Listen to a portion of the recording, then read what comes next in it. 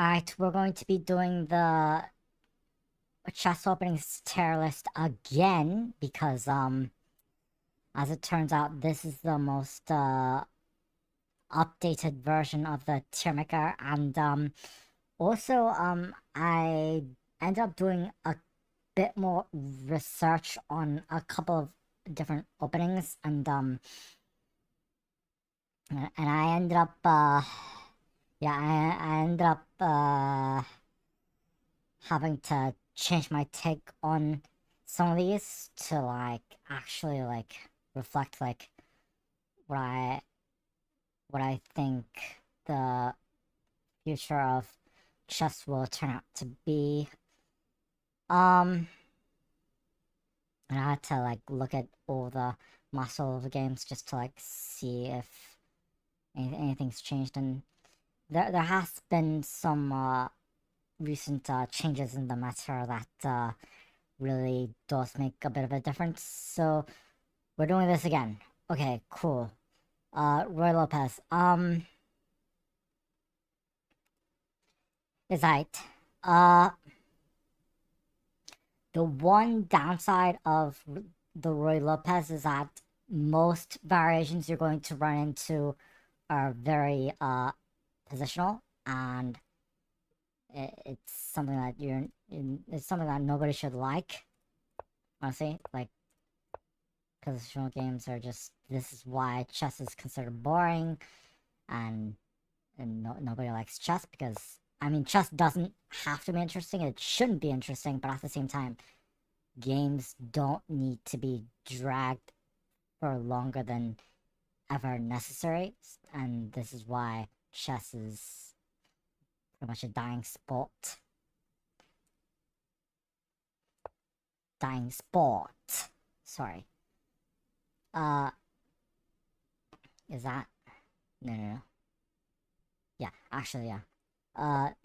Knight f6, castles, bishop to bishop d7, rook to e1, and then b5, I have bishop b3, and then you can play something like this, which is called Falkbeer Counteratack. That is one of the aggressive ways you can play the Roy Lopez, and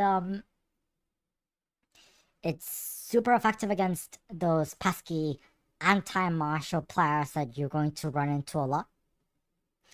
And also you can additionally play this against the Roy Lopez. This is called the Rotary-Albany Gambit, and it sacrifices an entire knight. Let's just get rid of that. There we go. It sacrifices an entire knight in exchange for immediate center control like this. And there are a couple of other gambits that you can try that are just as powerful. And I'm pretty sure there was some. I'm pretty sure Jonathan Strantz actually talked about a couple of gambits that you could be trying against the Roy Lopez. So there are some gambits that you can try. There's also something called the Schliemann Gambit, which is again, if we go back to here, this is a Schliemann Gambit. You can try that too. There are still more than a handful of ways to keep things aggressive. Again, chess doesn't need to be interesting, but at the same time, stop playing with it if you'll be done with it. So it's alright. It's not the worst opening that your opponent could be playing. It's fine. The Najdorf,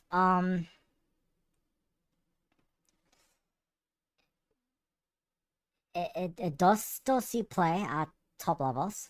It does see play at top levels. It's lots of people say the Sicilian defense is aggressive, but I've seen plenty of other aggressive openings that are more aggressive than the Sicilian.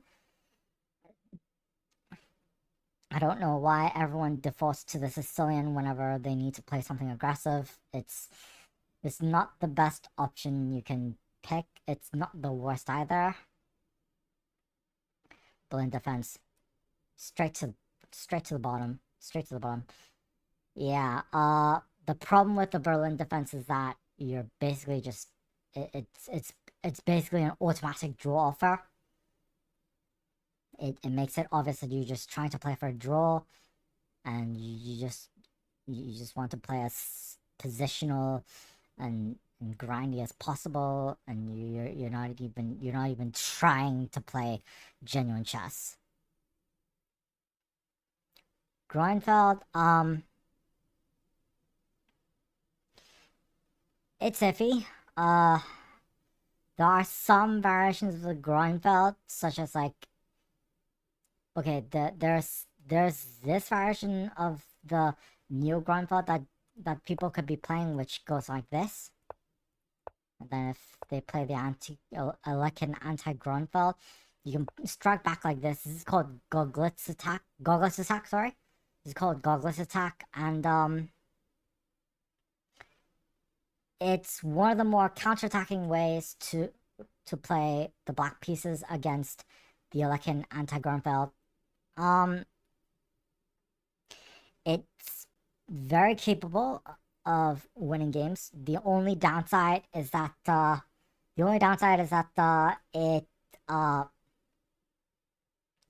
it requires its own mainline theory that doesn't apply in the normal Grunfeld.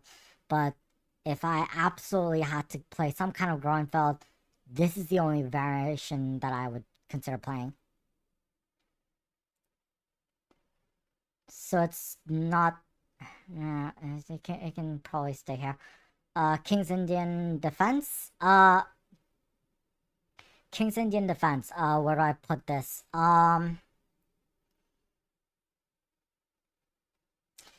King's Indian Defense. I mean, it has fallen out of favor at Grandmaster levels because they tend to prefer the Nimzo Indian Defense simply because you don't have to memorize as much theory. And a lot of people like to say that King's Indian Defense is a system-based opening. It's not. King's Indian Attack is a system-based opening, but King's Indian Defense is not. It requires a specific, like, it requires a specific prep with lots of, like, mainline theory and what have you, and it's like, it's basically just another, Sicilian type deal. It's okay. I mean, it's sharper than most openings that you could be playing against d4. So it's alright. Bonkcloud, just get that out of here. I mean, it's not the worst thing that could be. It's not the worst thing they could be playing. You do have an answer for it, so I'll just put it here. Evans Gambit. Evans Gambit, right? Let's see if I. So Evans Gambit is in the Italian, and against the normal Italian, he'll probably go here. And against this, you could be playing something like the Fontaine Countergambit. I did win a game playing the Fontaine Countergambit. There are some other Countergambits you could be playing against the Evans Gambit.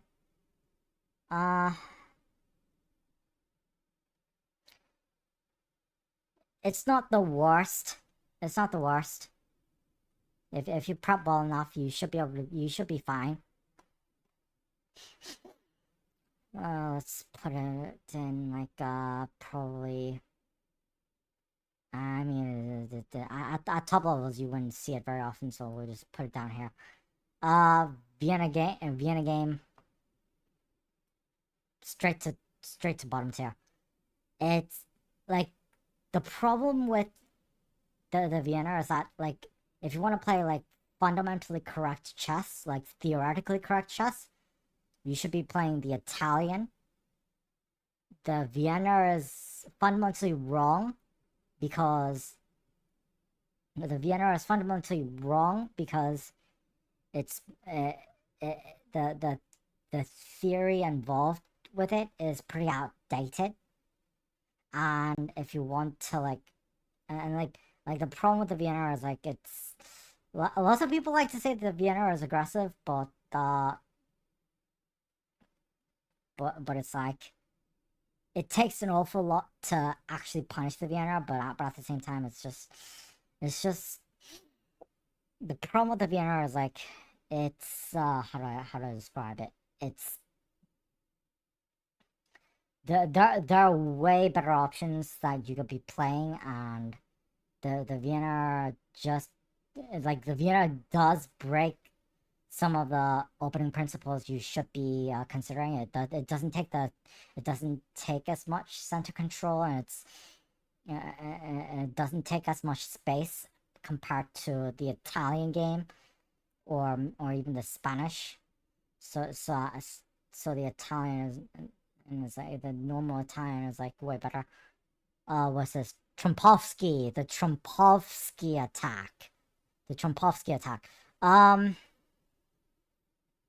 You guys like to say Trompowsky, but it's actually pronounced Trompowsky, by the way. Trompowsky, it's yeah, I can see it. I can see it working. It's like the way it works is basically you sacrifice your bishop in exchange for a knight, and then for the rest of the game you just form a stonewall structure, and you just play the rest of the game basically like a system. And I did come up with an alternative to the Trompowsky, I came up with this new system against players that like to play the Trompowsky. It's called the Blue Mojito Attack, which is basically let's look at here. Okay, this is what a Trompowsky is. Sorry. This is what a Trompowsky is, and then after takes, you just form a stonewall structure, and you just form a stonewall structure, and that would be the end of it. But against the actually, if you do end up coming across the Trompowsky, you can if you do come across the Trompowsky, you can fight back. By the way, you can put your knight here, and then they'll probably transpose into a raptor variation. And then what you do from there is when your opponent takes like this, you gambit your pawn like this, and this is called Hergert Gambit. That's one of the ways you could be facing. That's one of the ways you could be facing the Trompowsky. Another way you could be facing the Trompowsky is that if your opponent goes, I think here, yeah, I think this is called the Deceiver Gambit or something like that. Yeah, I'm pretty sure this is the thing. It might not be this structure exact, but yeah, this something like this, the Deceiver Gambit is a thing. So that is another thing to consider. But against d4, especially a lot of the Trompowsky players, I like to play this, and then if your opponent plays this as their response, you can Trompowsky the Trompowsky players and play the Blue Mojito Attack. From there, against this, he'll try something like, say, what's going on? If he tries to like do one of these things, you can just take, and then the main structural idea is like you gambit this pawn,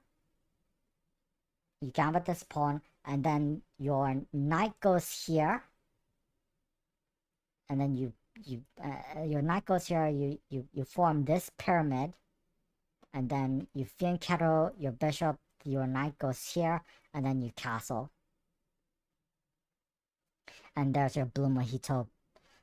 This is your Blue Mojito attack structure. You gambit this pawn. This is your Blue Mojito attack structure, and It's a very it's a very effective way to play aggressive chess without having to think too much. Um, the plans play themselves. I did a video on it already. Look it up. There you go. So so it's not one of the it's so it is pretty it is pretty it is pretty manageable to play. It's pretty manageable to play against.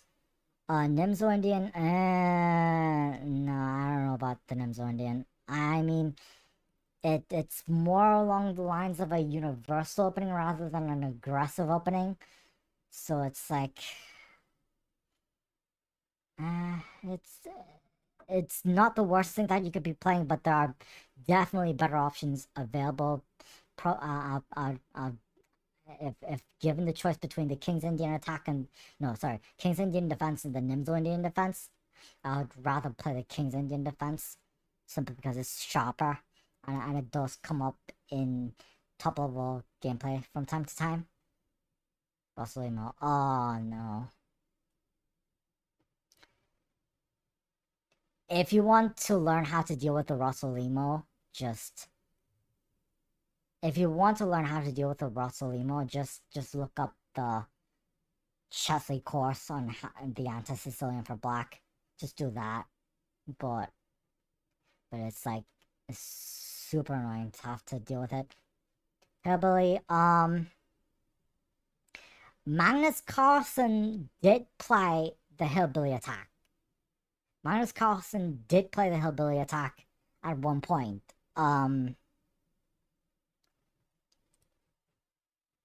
Yeah, let's look at what the Hillbilly attack is. It's basically in the Cowcon, and then your opponent plays something like this. Yeah, Hillbilly attack.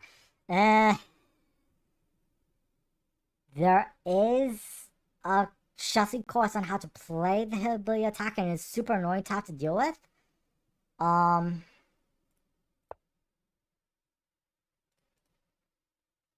But black is better in this. Is black better before? Was black even better before? It was better before, but that was the best move. Okay. I mean, if you want to play a gambit with the white pieces, it's not the most appetizing way to play against the Cowcon. I mean, if I were to face the Cowcon, I mean, probably I would I'll play the two knights attack instead. So it's no, it's just not very effective. Bird's opening, just get that out of here. Sicilian defense, again, there are better options available. It's not the worst thing that you could be seeing, but I mean, it's a beggars can't be choosers at this point because like, if you can't have them play the Sicilian, they won't be playing anything aggressive at all.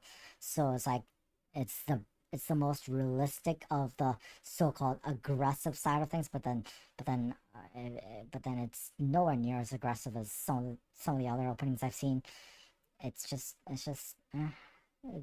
Again, it's a beggars can't be choosers situation, so it's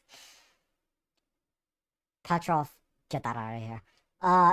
Lots of Chinese players like to play the Petrov, and it's like, I hate the Petrov. Like it's one of the main reasons why it's one of the main reasons why I avoid playing. It's one of the main reasons why I avoid playing the King's Pawn opening because yeah, I mean, if you could play the Italian pretty much every single time, then it's like, even that I'm not quite sure if I see the appeal, because like even the Italian game can end up being positional, even the Roy Lopez can end up being positional. It's not like it's it's just no. Queen's Gambit. Previously in the last video I said it's down F. Since then I've discovered some recent new stuff in that if your opponent does play the Queen's Gambit like that, if your opponent does force the Queen's Gambit decline like this, and then they'll likely play the anti-Nimzo, right? They'll most likely play the anti-Nimzo, right? Against this, I'm pretty sure you have this. Yeah, Rogozin defense. This is something that Sindarov played to, like, actually, get aggressive against the Queen's Gambit. There are a number of aggressive variations you could be looking at. Some stuff like the Vienna variation against the Queen's Gambit. That's a really good one you could be playing. Against the Queen's Gambit, though, what I really like to play is the Albin Countergambit, which is this. It did get a win as recently as 2022. There has been a Grandmaster game in Classical that did get a win as recently as, was it 2020 or 2022? But yeah, there was a game in Classical that where a Grandmaster did play the Albin Countergambit, and he won, or they won. You don't want to assume genders. And they won with the Albin Countergambit with the black pieces. It has happened before. And I'm pretty sure the Latvian Gambit has scored a win as recently as 2023. So it's still playable. It's still playable. There are some good counter options against it, so it's fine. I mean, please, for the love of the high heavens, do not play the Queen's Gambit as white, okay? Just don't. There is one exception to this rule. There's one exception to this rule where Queen's Gambit declined is pretty much forced. You try to play the Réti Gambit, like, there are two main lines you need to know in the Réti Gambit. By the way, the Réti opening is a type of gambit. This is not the Réti opening, okay? This is called the Zuckertort opening. This is the Réti opening, also known as the Réti Gambit, okay? But anyway, there are two main lines you need to know. If your opponent takes, you just use these two files and you're pretty much winning, okay? But if your opponent, say, just advances their pawn like this, the main line from there, you push this pawn, it's a flank pawn, and then they'll try to, like, play this, something called Michel Gambit, like this. I mean, it's not a very effective gambit for black, but the main line, we're not going to take.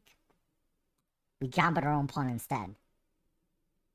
What that allows us to do is play something called the reversed Blumenfeld Gambit. And when they do this, well, what's the most likely scenario? They play knight to f6, and you play b5. That's one of the things that could be happening here, and then they play like c7, queen g7. Sorry, that's one of the things that could be happening against this. Or they could just flat out take. D takes c3, and then f takes c3, and then they'll probably take here, and then from there, you if you look up the Blumenfeld Countergambit for black, the gameplay pans out very similarly, and you've basically sacrificed two pawns for a nice center control. It's a great opening you could be playing. Look that up. Réti Gambit. It's pretty amazing. But in the event that you do play the Réti Gambit and your opponent declines it like this, Queen's Gambit declined is pretty much forced. Okay? Queen's Gambit decline is pretty much forced. There's nothing else can save the game. So do keep that in mind. This is why you have to learn how to play Queen's Gambit declined as white if you want to play the Réti Gambit to get a win. And I do not recommend the Réti Gambit unless you absolutely have to play for a win. And this is exactly why, because if your opponent declines it, Queen's Gambit declined is pretty much forced, and as long as you don't blunder too badly, you should be able to eke out a win, if not a draw. And if you at least get a draw, I mean you can at least put points on the board. So it's a great opening to. Anyway, that is the one downside of refusing to learn how to play the Queen's Gambit declined, because you absolutely have to learn it anyway because of the Réti Gambit that you're going to be playing. So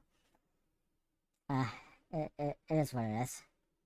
But against the Queen's Gambit, there are some variations you could be playing. The Rogozin defense, Cambridge Springs, Rogozin defense, Vienna variation. The Vienna variation is another good one. Was it called the Topov? Was it called the Topov?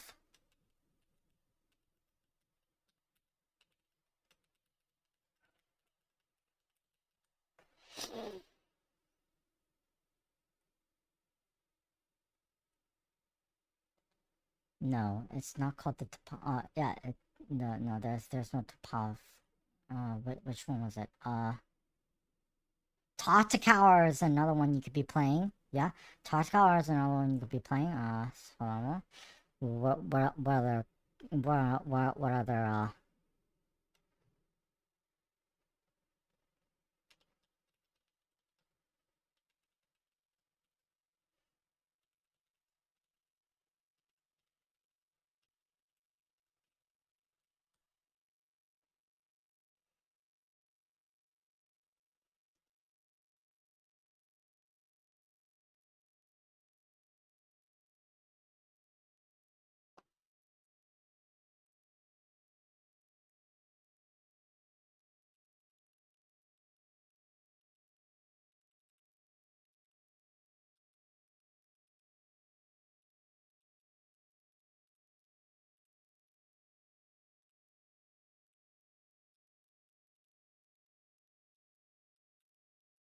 Again, Cambridge Springs is another one.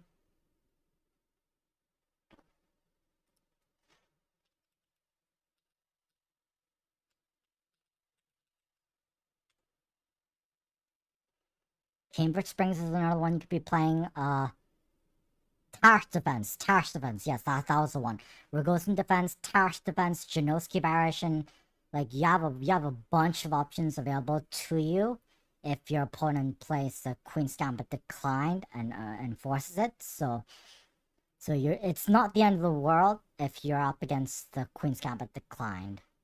Okay? Martial attack.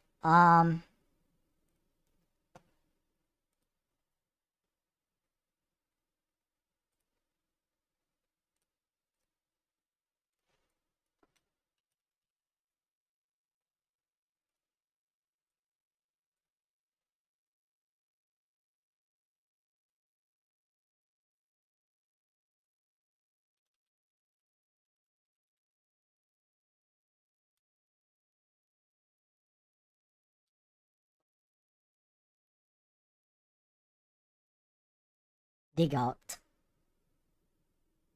Martial attack is one of the most aggressive counterattacks you could be playing as black. By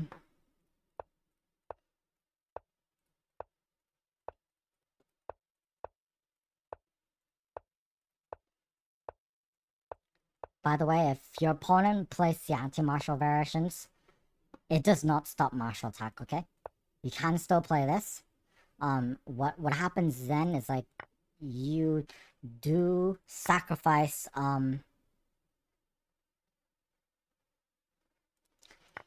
you you you you do sacrifice in exchange.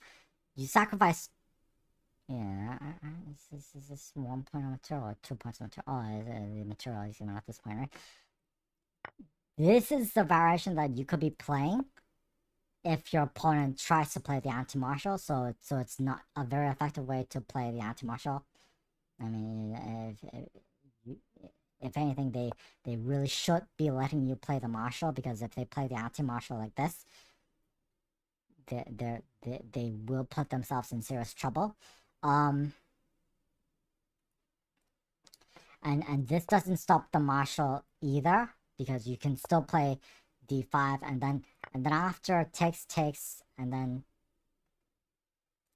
takes, and then takes,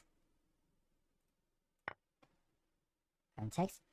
Your next move from here is knight to b6, but the good news is this does not stop martial attack.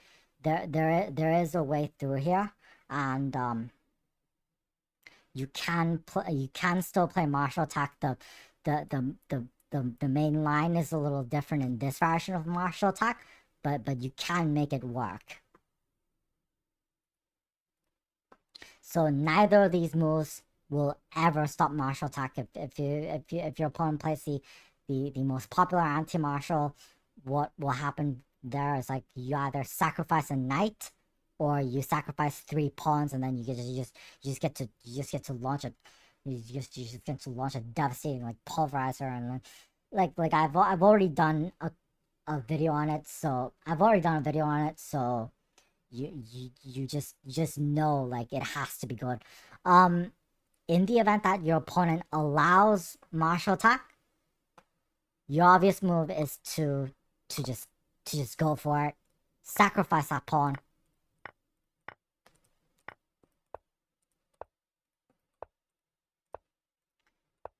And then you should be playing the 15 book moves like this.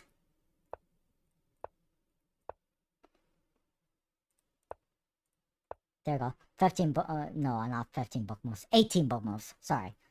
You should be playing all 18 book moves like this.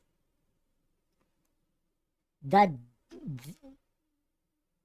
martial attack is not without its downsides, okay?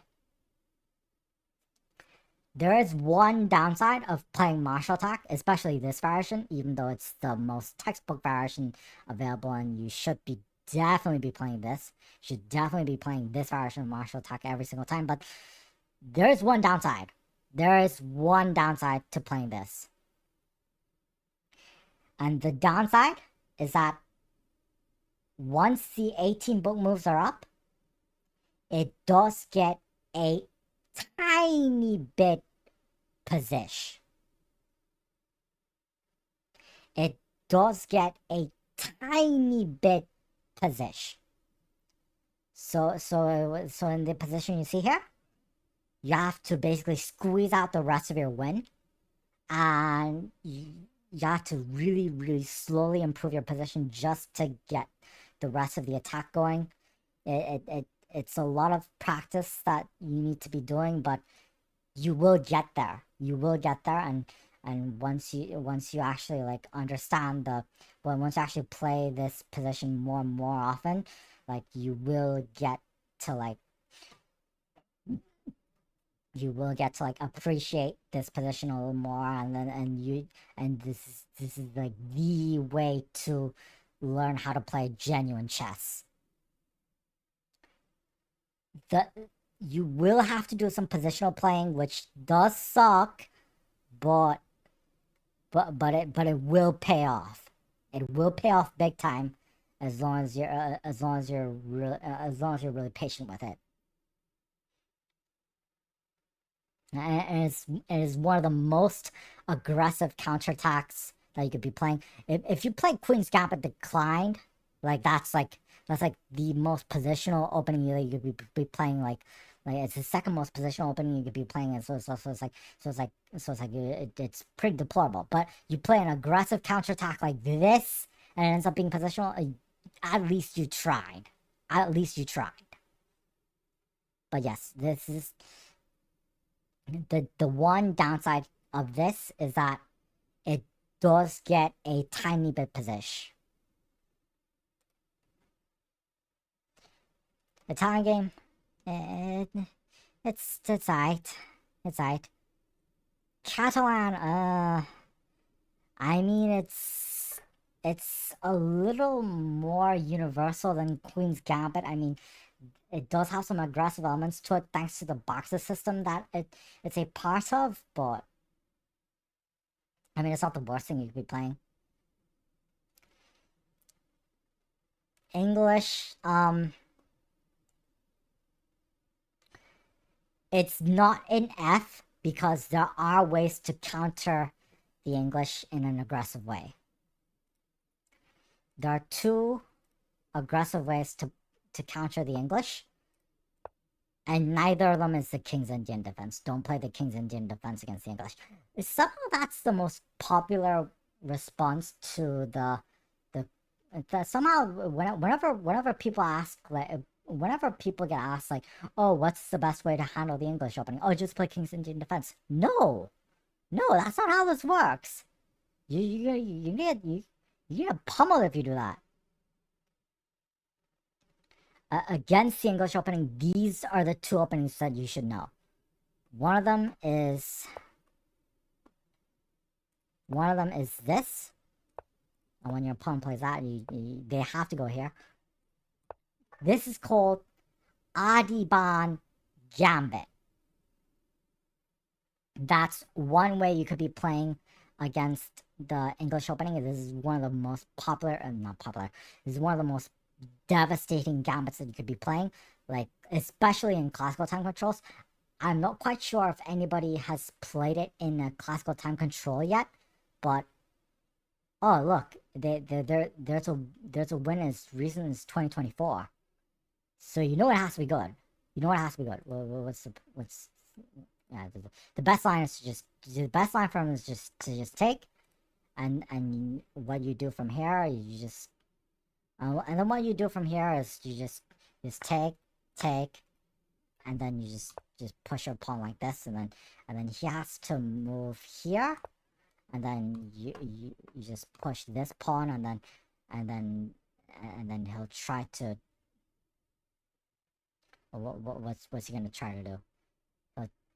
He'll try to, like, probably yeah, h4. Yeah, h4 is the most popular move. h4 is the most popular move here, and then you counter that with g4. Yeah, you counter that with this, and you should know this. And then he tries to counterattack in the queen side. Just keep developing, and then you should know how to play this. You should know how to play this. That is one, like, even if you're at beginner level, this is the one and only way you should be playing against the English opening, unless you're gonna play this opening. Kramnik-Shirov Counterattack. Against this, the most popular line is, I'm pretty sure it's like this. And against this, I'm pretty sure the most popular line is this, and then there should be some, right? There should be some, and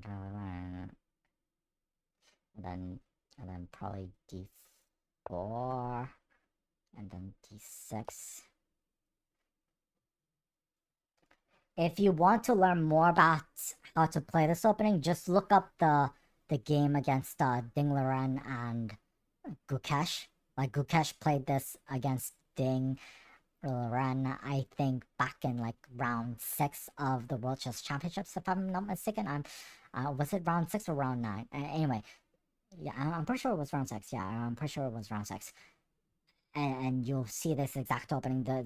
He'll play. Gukesh did play that opening. Gukesh did play this against Ding Liren. So if you want to learn more about how to play this opening, just look at that game as an example, and then you can go from there. So the English opening is not the worst thing you can be playing against. I mean, it's not the worst thing that your opponent could be playing. there is a way to punish it, so that is good news. Yeah, this is a Larsen's opening, right? Again, it's not the worst thing that your opponent could be playing. There is a way to punish it. It's called the Lila Gambit. I can't remember the exact moves, but there is a video done by somebody by the name of the Butcher. If you look him up, I think his channel name is like Miodrak. Yeah, his real name is Miodrak.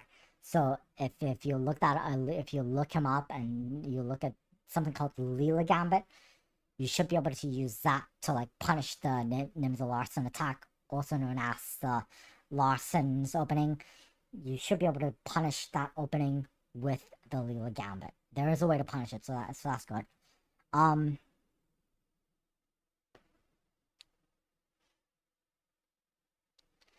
Tarish French,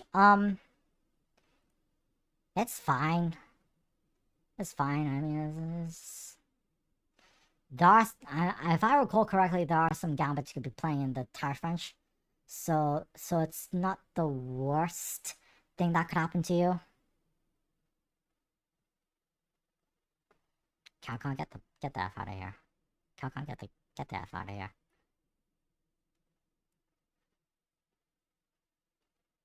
What's this? Shigoran? Oh, Shigoran defense. That's gotta be the Shigoran defense. That's gotta be the that's gonna be against the Queen's Gambit, right?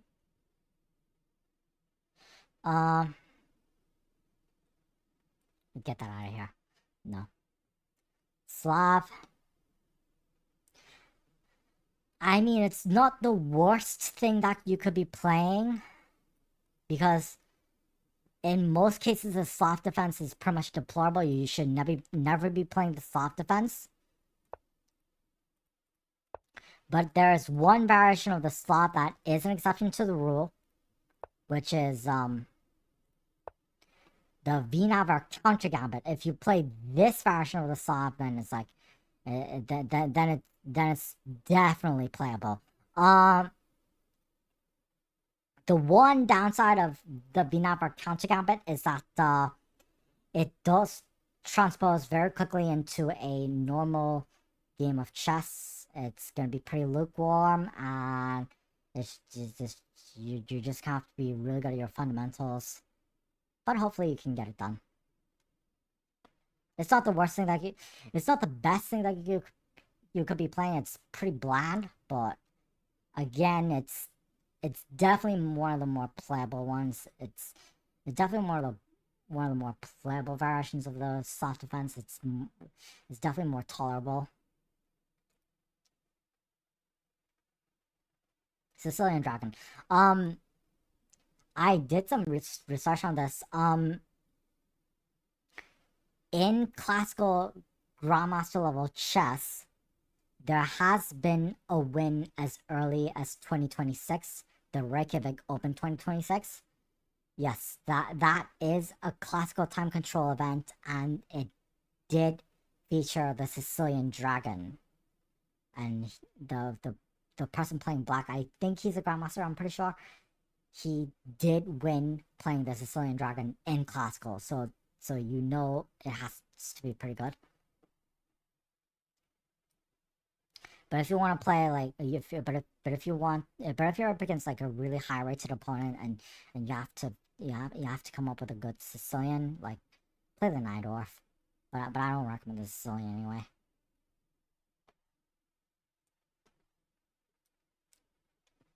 This can just, nope.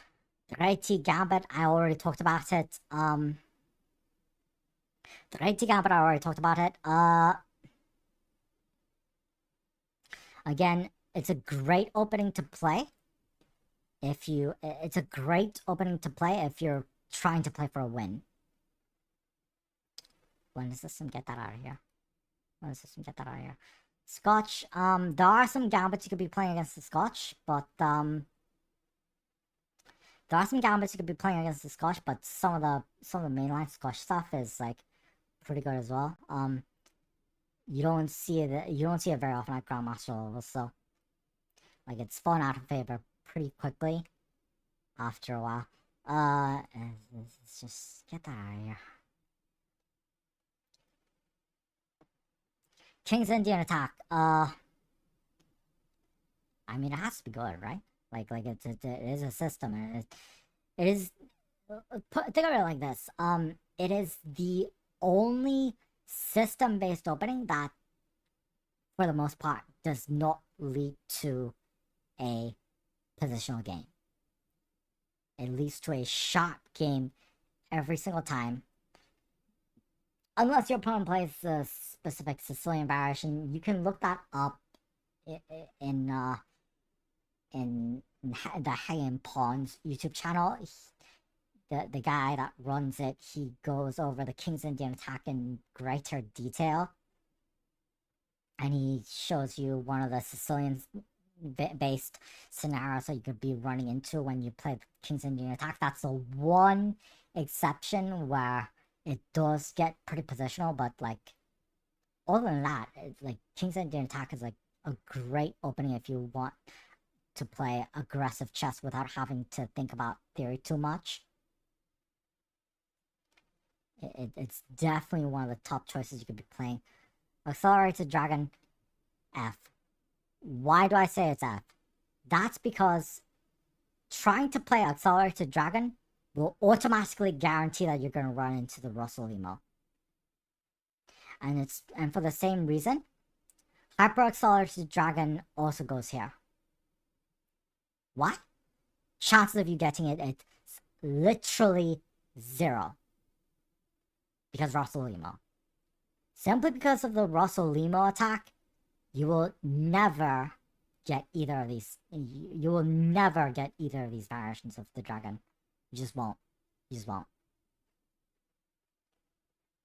And because of that, like the Russell Limo attack is just way too popular. That, like, that's what you're just bound to run into. So no. French defense again. You can try the Winawer variation if you really want to play aggressive, but, like, there are some gambits that I'm looking into, so it's not the worst thing that you could be playing. Like, it can get pretty aggressive if you play the Winawer, and I really do play the Winawer an awful lot, so you know it has to be good. Likewise with the Advanced French. It's pretty tight. Modern defense, Modern defense,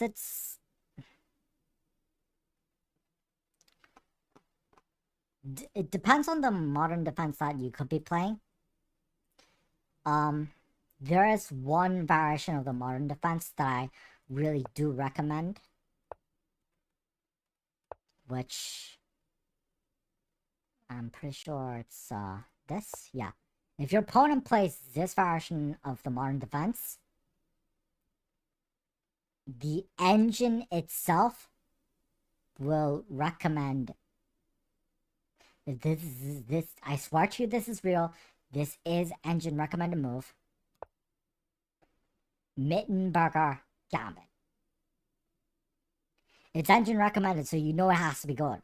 Like, I'm serious. Like this is the modern defense that you should be playing if you're going to play the modern defense. But it's a really good variation that you should look into. It's great. It's great. Too nice tango. I don't know what that is. Albin Countergambit. Again, I already talked about it. It's one of the best. It's one of the best openings you could be playing against the Queen's Gambit. Definitely A tier. Black Lion. What even is that? Dutch defense. The Leningrad Dutch is a pretty good. The Leningrad Dutch is a pretty good opening you could be playing, but if you're you shouldn't be learning it with the King's Indian defense because it will throw you off. But if you the King's Indian defense and the Leningrad Dutch, like, a lot of the ideas from both are, like, very interchangeable. So again, it's a more aggressive way to play the Dutch defense, and again, if you like attacking games, like it is worth a try. It's worth a try. It's close to saying, I'll put it here. Why not? Pierce. I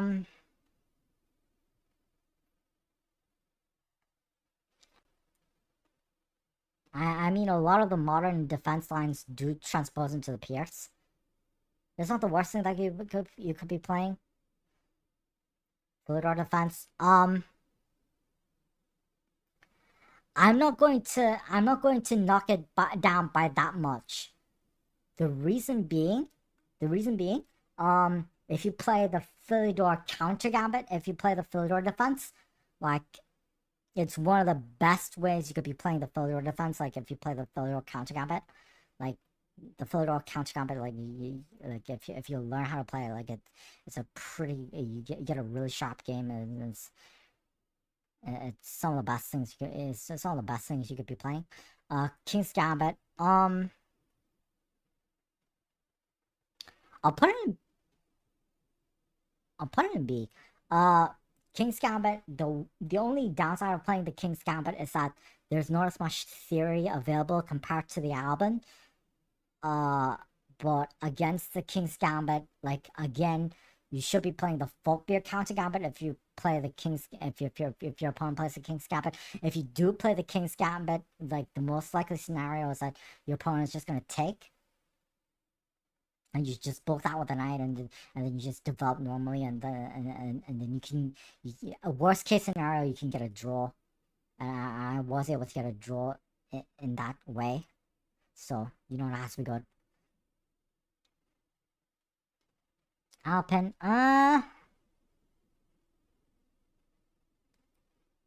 we'll come back to it when we, yeah, Stonewall. Again, if you really want to play the Stonewall, just play the Trompowsky. Grand Prix, Grand Prix, I mean, you can play the Tau Gambit. Against this, you can play the Tau Gambit, which is not the worst thing that you could be playing. It's pretty good. Just be mindful of what you could run into. Polish opening, get that out of here. Dragendorf is pretty aight.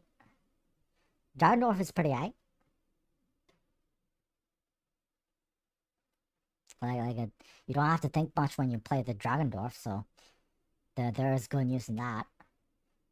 Benko again. It's A tier. And I'm going to put the Blumenfeld Countergambit in A tier as well. Reason being, both of those gambits are very interchangeable, and a lot of the ideas are very interchangeable. The only difference is that in the Blumenfeld is easier to play because, like, you sacrifice 2 points, but then, like, you just get central control immediately, so that's the only difference. But, like, the Benko and the Blumenfeld, those are, like, really great openings that you could be playing, especially if you want to play attacking chess, because, like, I mean, it does get a little bit position. Again, it's very similar as to how you're gonna play the martial attack. Again, Mittenberger. Again, the Mittenberger is in the same vein as well. If you do play the Mittenberger Countergambit, again, just know, like, you're going to be in it for a really long game, and it's going to get quite positional, but as long as you know what you're doing, you'll be fine. But again, like, it's one of the better openings you could be playing, so there you go. Benoni. Again, the only two variations you should be playing.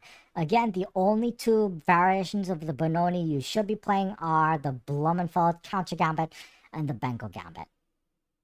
Those are the only two variations of the Benoni that you should be playing. I mean, you could be playing the openoni, which is technically a gambit, and then you can improvise a little bit from there, but no. If you're not going to play the Benko or the Blumenfeld, like, don't bother. Smith-Morra.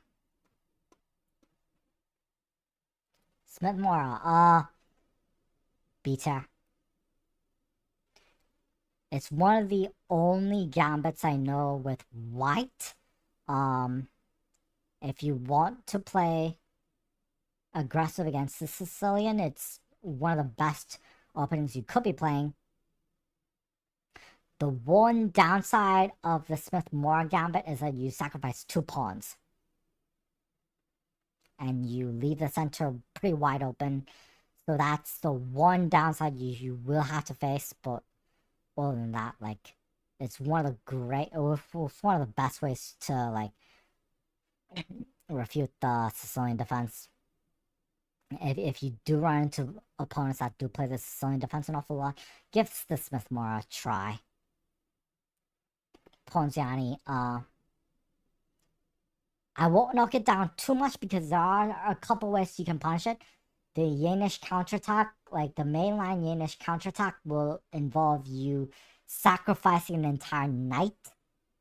I can't get into it because I can't remember the moves exactly, but like, if you're able to like, I'm pretty sure I did a short on it actually, but like if you know the exact moves, like you will survive. You will survive. Hippo, B-tier. B-tier. The hippo is like, it looks passive and defensive at first, but like, you can get a good attacking game if you play correctly. So it's not the worst thing that you could be playing, but if you want to play, a system with black, like, just play the, just play the hedgehog. It's a little better. Portuguese Gambit. This is yeah, A tier. Portuguese Gambit, I'm pretty sure it's this one. Yeah.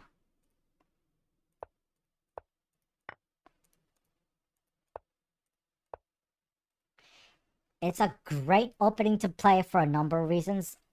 Even this on its own is pretty aggressive. I'm pretty sure Magnus Carlsen has played this. And again it's like, it's one of the better openings you could be playing as black. It's hyper modern and it's more aggressive than your usual stuff. But you need to be able to pair this with one of these. If you're gonna learn how to play the Portuguese Gambit, you also need to learn how to play the Icelandic Palm Gambit as well.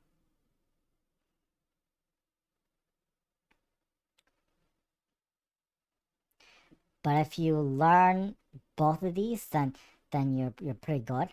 But there's another gambit you absolutely need to know, which are, what happens if your opponent plays this. I mean, you could play the French defense, which, sure, that, I mean, if you absolutely have to play a defense opening, just play the French. But at the same time, if your opponent does this, what you should be doing, you take, he develops his knight like this to attack the pawn.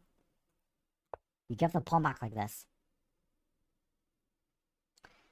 I already did a couple of videos on the Mittenberger Countergambit, but like I just looked them up. But like, again, this is one of the more aggressive ways you could be playing the game, so you know it has to be good. Like, his only option is to take, which is just lose his castling rights just like that. And then like, I'm pretty sure it's this, bishop c4, bishop c4, yeah. Long castle check. You know it has to be good, right? Yeah, long castle check. Yes, remember this. Remember this. Long castle check.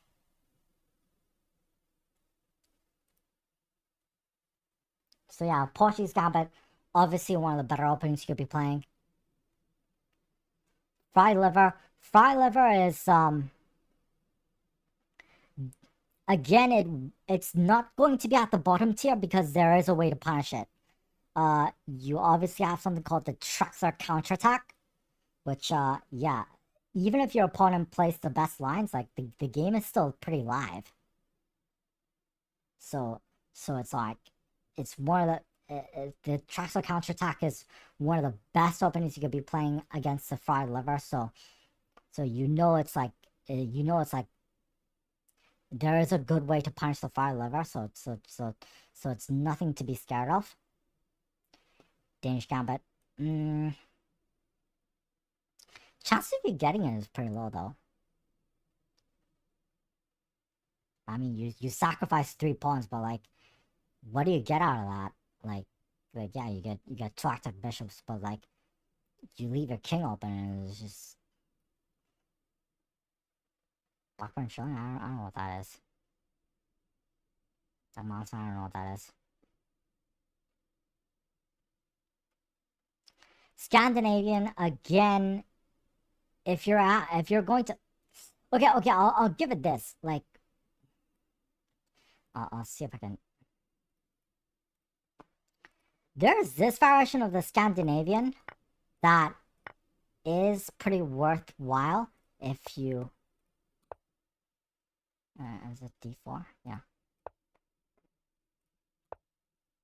Yeah, there's this variation of the Scandinavian if you really want to play the normal Scandinavian. Like, this is one of the openings that you could be playing.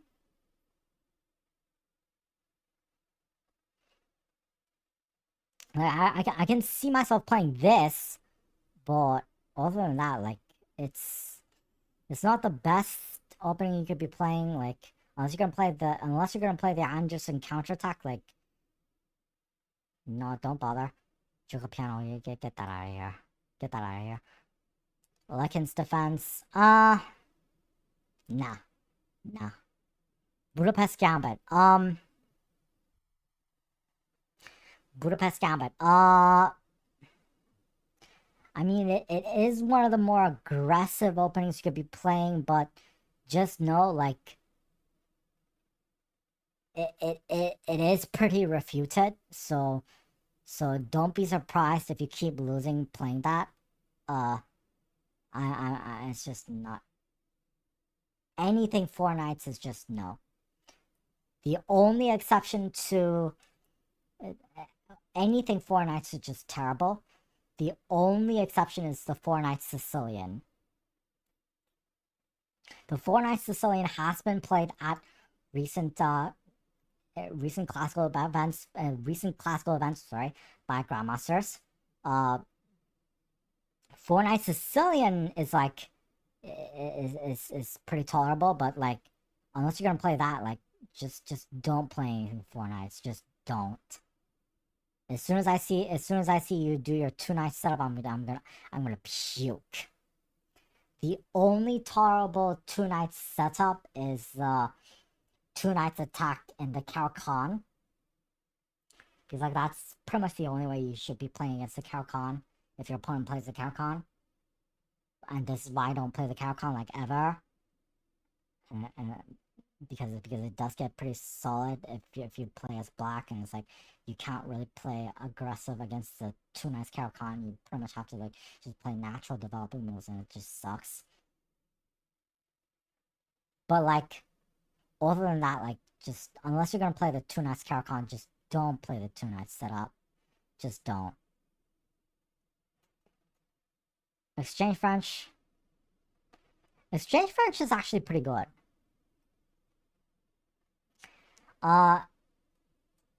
What's great about Exchange French is that you don't have to play it symmetrically. And what I would do is just go for an imbalance really early on, and just get your bishops out of its beginning squares. Just just get developing like as quickly as possible and just mow them down. Like it's like the best case scenario for you. Fred, I don't know what that is. Fool's Mate, F tier. This also applies to like the Scholar's Matrix and everything that like a lot of the kids and beginners like to play, and it's like really annoying because even if you're like even if you're one of the stronger players, it's still very difficult to punish Scholar's Mate. And the problem is, it's like it breaks all opening principles, and it's not even theory. And I don't know why everybody still swears by it, and it's pretty, and it's near impossible to punish it, and that's the salt in the wound. Latvian Gambit, again, A tier. Again, I already talked about the Latvian Gambit. Like, yeah, I already did like a bunch of videos on the Latvian Gambit. Like, dude, like, I was even featured on a Levi Rossman video playing the Latvian Gambit. Like, you know I'm gonna be a big bash person for the Latvian Gambit because like you know how successful I've been playing the Latvian Gambit. It pretty much carried my entire like career. I'm pretty sure. I've gotten an over the board win with the Latvian Gambit. I've gotten so many wins on Chess.com with the Latvian Gambit. Like it's not even funny. Like Latvian Gambit is great for all levels of chess, even at grandmaster level. Like even at master level, it's really really effective if you know what you're doing. Like again, somebody got a win. Somebody at master level got a win as recently as 2023. So you know, it's like it really has to be good. And like Johnny Hector played it a lot, and I mean he would draw an awful lot, but at the same time, like if you play Latvian Gambit and you still get a draw, that's pretty impressive. Like come on, like it's 1.0 and it's 1.0 for white, and you still get a draw. Like that's pretty amazing. Grub, I don't know what that is. Drum, I don't know what that is. Sodium attack. There's a way to punish the sodium attack. You just play the King's Indian setup. Benko Gambit, you get that out of here. Nobody plays the Benko Gambit. Like hello, no, nobody plays the Benko Gambit. That's stupid. Orangutan, I don't know that. Orangutan, I don't know what that is. Last Cowcon, get that out of here. No, don't play the Cowcon. Never play the Cowcon. Tomanov, Tomanov? Tomanov, I don't know what that is. I don't know what that is. By the way, if you really want to learn like a really good Sicilian to play, other than the Najdorf, if you really want a good like a Sicilian to play, like you can look into something called the Kalashnikov, and that would be pretty good. Like look into that. Semi-Slav. The only reason why I'm putting the Semi-Slav at this tier is because I do hear it's an aggressive way to play against the Queen's Gambit, but I'm not entirely sure yet, so I'm gonna have to look that up a little bit more. Crap, I don't know what that is. Crap, I don't know what that is. Elephant Gambit,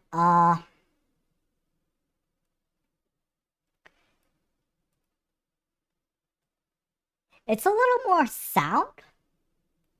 The Elephant Gambit is a little more sound than the Latvian. The Elephant Gambit is a little more sound than the Latvian Gambit, but the downside is that there is less theory information on the Elephant Gambit. If you really like opening theory, then you should learn the Latvian Gambit and stick to that instead. Elephant Gambit is like, it's like, I mean, it's more sound, but like there's not much you can learn from it. That's the problem. But the Latvian Gambit is way better because there's more theory information on it. Alright, that's our tier list. Have fun.